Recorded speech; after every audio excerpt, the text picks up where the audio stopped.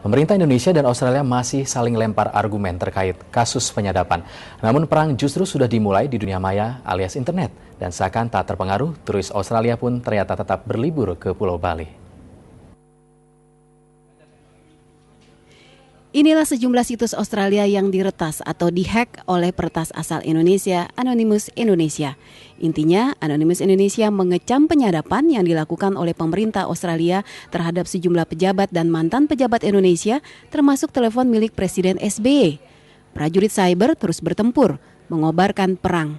Tidak hanya situs pemerintah, situs pribadi, hingga situs non-profit pun turut terkena imbas diretas. Anonymous Australia bersuara. Mereka kecewa dengan dilumpuhkannya sejumlah situs Australia secara acak oleh peretas Indonesia. Mereka bahkan menyampaikan pesan melalui YouTube untuk peretas Indonesia agar meretas atau melumpuhkan website-website milik pemerintah saja dan bukan website milik publik. Menurut mereka, yang harus bertanggung jawab terhadap kasus penyadapan adalah pemerintah Australia dan bukan rakyat Australia. Perang antar netizen atau warga di dunia maya terus berkobar, namun tidak demikian di dunia nyata. Turis-turis Australia di Bali tidak terpengaruh dengan kasus ini dan tetap menikmati liburan di Pulau Dewata. Sebagian bahkan terlihat santai menikmati Pantai Kuta dan berjalan-jalan di sekitar Ground Zero atau Tugu Peringatan Bom Bali yang juga menewaskan banyak orang Australia. Namun mereka sangat kecewa dengan pemerintahnya dan berharap pemerintah Australia segera meminta maaf ke pemerintah Indonesia terkait penyadapan ini. As far as I'm concerned, he should say sorry, but it shouldn't have got this far, right? Yes, it is good he says sorry, but Indonesia must also say sorry to Australia for spying on Australia. It is all a political game. Australia spies, Indonesia spies, everybody's happy. Don't worry about it. Bali people are number one, good. Sejak kasus penyadapan makin memanas, pemerintah Australia telah mengeluarkan travel advisory atau peringatan perjalanan bagi warga Australia yang akan berlibur ke Indonesia. Namun peringatan itu sepertinya tidak berdampak karena turis asal Australia tetap berdatangan ke Indonesia. Tim Liputan 6 melaporkan dari Jakarta dan Bali. Why did the United States attack Libya, Iraq, Afghanistan, and Yemen? Why are U.S. operatives helping to destabilize Syria? And why is the United States government so intent on taking down Iran, in spite of the fact that Iran has not attacked any country since 1798? And what's next? What are we headed for? When you look at the current trajectory that we're on, it doesn't make any sense at all if you evaluate it based on what we're taught in school. And it doesn't make any sense if you base your worldview on the propaganda that the mainstream media tries to pass off as news. But it makes perfect sense once you know the real motives of the powers that be. In order to understand those motives, we first have to take a look at history.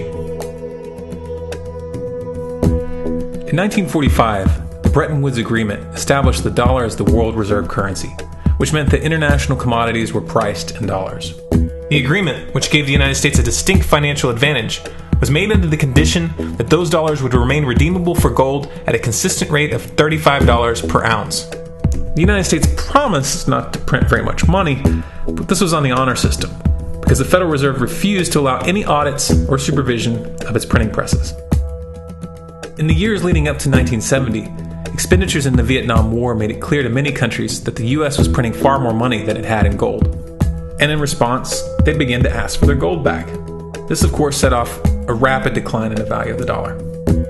The situation climaxed in 1971 when France attempted to withdraw its gold and Nixon refused.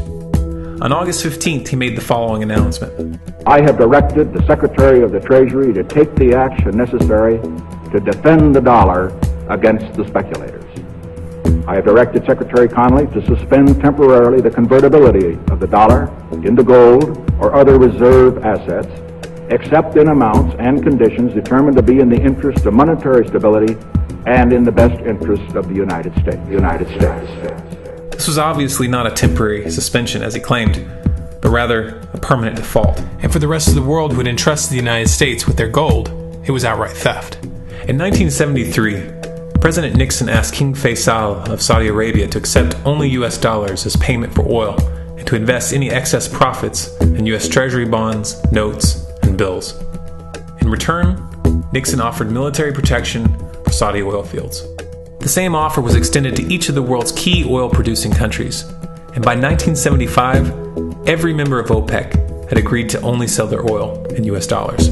The act of moving the dollar off of gold and tying it to foreign oil instantly forced every oil importing country in the world to start maintaining a constant supply of Federal Reserve paper. And in order to get that paper, they would have to send real physical goods to America. This was the birth of the petrodollar. Paper went out, everything America needed came in, and the United States got very, very rich as a result. It was the largest financial con in recorded history.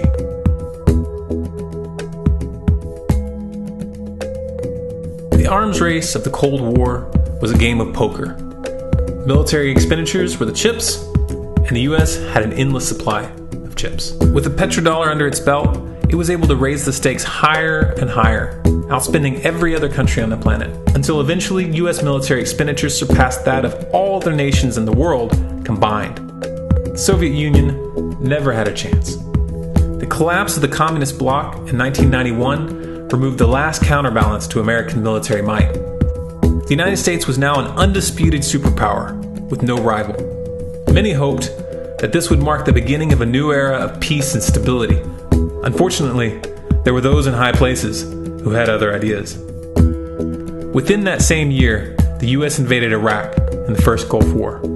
And after crushing the Iraqi military and destroying their infrastructure, including water purification plants and hospitals, crippling sanctions were imposed which prevented that infrastructure from being rebuilt. These sanctions, which were initiated by Bush Sr. and sustained throughout the entire Clinton administration, lasted for over a decade and were estimated to have killed over 500,000 children. The Clinton administration was fully aware of these figures. We have heard that 500,000 children have died. I mean, that's more children than died in Hiroshima. And you know, is the price worth it? I think this is a very hard choice, but we think the price is worth it. Miss Albright, what exactly was it that was worth killing 500,000 kids for? In November of 2000, Iraq began selling its oil exclusively in euros. This was a direct attack on the dollar and on U.S. financial dominance, and it wasn't going to be tolerated. In response, the U.S. government, with the assistance of the mainstream media, began to build up a massive propaganda campaign claiming that Iraq had weapons of mass destruction and was planning to use them. In 2003, the U.S. invaded, and once they had control of the country, oil sales were immediately switched back to dollars. This is particularly notable due to the fact that switching back to the dollar meant a 15 to 20% loss in revenue due to the euro's higher value. It doesn't make any sense at all unless you take the petrodollar into account. So I came back to see him a few weeks later, and by that time we were bombing in Afghanistan. I said, "Are we still going to war with Iraq?" And he said, "Oh, it's worse than that." He reached over on his desk, he picked up a piece of paper, he said, I just got this down from upstairs, meaning the Secretary of Defense's office today, and he said, "This is a memo that describes how we're going to take out 7 countries in 5 years, starting with Iraq and then Syria, Lebanon, Libya, Somalia, Sudan, and finishing off Iran. Let's take a look at the events of the past decade and see if you see a pattern. In Libya, Gaddafi was in the process of organizing a bloc of African countries to create a gold-based currency called the dinar, which they intended to use to replace the dollar in that region. U.S. and NATO forces helped destabilize and topple the Libyan government in 2011, and after taking control of the region, U.S. armed rebels executed Gaddafi in cold blood and immediately set up the Libyan Central Bank. Iran has been actively campaigning to pull oil sales off of the dollar for some time now, and it has recently secured agreements to begin trading its oil in exchange for gold. In response, the U.S. government, with mainstream media assistance, has been attempting to build international support for military strikes on the pretext of preventing Iran from building a nuclear weapon. In the meantime, they established sanctions which U.S. officials openly admit are aimed at causing a collapse of the Iranian economy. Syria is Iran's closest ally, and they are bound by mutual defense agreements. The country is currently in the process of being destabilized with covert assistance from NATO, and though Russia and China have warned the United States not to get involved, the White House has made statements within the past month indicating that they are considering military intervention. It should be clear that military intervention in Syria and Iran isn't being considered. It's a foregone conclusion, just as it was in Iraq and Libya. The U.S. is actively working to create the context which gives them the diplomatic cover to do what they already have planned. The motive for these invasions and covert actions becomes clear when we look at them in their full context and connect the dots. Those who control the United States understand that even if a few countries begin to sell their oil in another currency, it will set off a chain reaction, and the dollar will collapse. They understand that there is absolutely nothing else holding up the value of the dollar at this point, and so does the rest of the world. But rather than accepting the fact that the dollar is nearing the end of its lifespan, the powers that be have made a calculated gambit. They have decided to use the brute force of the U.S. military to crush each and every resistant state in the Middle East and Africa. That in itself would be bad enough, but what you need to understand is that this is not going to end with Iran. China and Russia have stated publicly and on no uncertain terms that they will not tolerate an attack on Iran or Syria. Iran is one of their key allies, one of the last independent oil producers in the region, and they understand that if Iran falls, then they will have no way to escape the dollar without going to war. And yet the United States is pushing forward in spite of the warnings. What we are witnessing here is a trajectory that leads straight to the unthinkable. It's a trajectory that was mapped out years ago in full awareness of the human consequences. But who was it that put us on this course? What kind of psychopath is willing to intentionally set off a global conflict that will lead to millions of deaths just to protect the value of a paper currency? It obviously isn't the president. The decision to invade Libya, Syria, and Iran was made long before Obama had risen to the national spotlight. And yet, he's carrying out his duty just like the puppets that preceded him. So who is it that pulls the strings? Often the best answer to questions like this are found by asking another question. Qui bono? Who benefits? Obviously, those who have the power to print the dollar out of thin air have the most to lose if the dollar were to fall. And since 1913, that power has been held by the Federal Reserve. The Federal Reserve is a private entity owned by a conglomerate of the most powerful banks in the world. And the men who control those banks are the ones who pull the strings.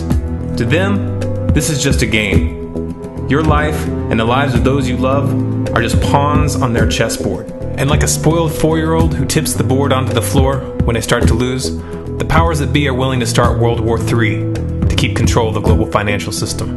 Remember that when these wars extend and accelerate. Remember that when your son or your neighbor's son comes back home in a flag-draped coffin. Remember that when they point the finger at the new boogeyman, because the madmen who are running this show will take this as far as you allow them to.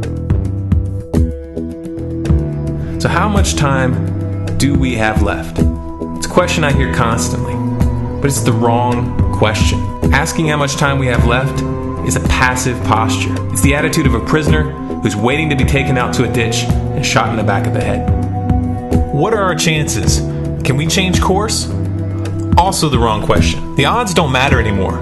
If you understand what we're facing, then you have a moral responsibility to do everything in your power to alter the course that we're on, regardless of the odds. It's only when you stop basing your involvement on the chances of success that success actually becomes possible. To strip the ill-begotten power from the financial elites and to bring these criminal cartels to justice will require nothing less than a revolution. The government is not going to save us. The government is completely infiltrated and corrupt to the core. Looking to them for a solution at this point is utterly naive. There are 3 stages of revolution, and they are sequential. Stage 1 is already underway. Stage 1 is the ideological resistance. In this stage, we have to actively work to wake up as many people as possible about what is happening and the direction we're headed. All revolutions originate from a shift in the mindset of the population, and no other meaningful resistance is possible without it. Success in this stage of the game can be measured by the contagion of ideas. When an idea reaches critical mass, it begins to spread on its own and seeps into all levels of society. In order to achieve that contagion, we need more people in this fight. We need more people speaking out, making videos, writing articles, getting this information onto the national and international stage. And we especially need to reach the police and the military. Stage 2 is civil disobedience, also known as nonviolent resistance. In this stage, you put your money where your mouth is, or more accurately, you withhold your money and your obedience from the government, and you do everything in your power to bring the gears of the state to a halt. Practiced in mass, this method alone is often enough to bring a regime to its knees. However, if you fail at this stage, Stage 3 is inevitable. Stage 3 is direct physical resistance. Direct physical resistance is the last resort, and it should be avoided and delayed as long as possible, and it should only be invoked after all other options have been thoroughly exhausted. There are those who talk tough and claim that they will resist when the time comes, but But what those people fail to realize is that if you were inactive during the first two stages and save your efforts for the last resistance, then you will fail. When the Nazis were moving door to door, dragging people out of their homes in Germany, that was the time to fight back physically. But due to the lack of ideological resistance and civil disobedience leading up to that moment, even an armed uprising would have likely failed at that point. An armed uprising can only succeed if the people have established an attitude of active resistance. And active resistance is only possible after their minds have broken free from the mainstream propaganda. If you want to fight back, it's now or never. You're not going to get another chance, and the stakes are far higher than they were in Nazi Germany.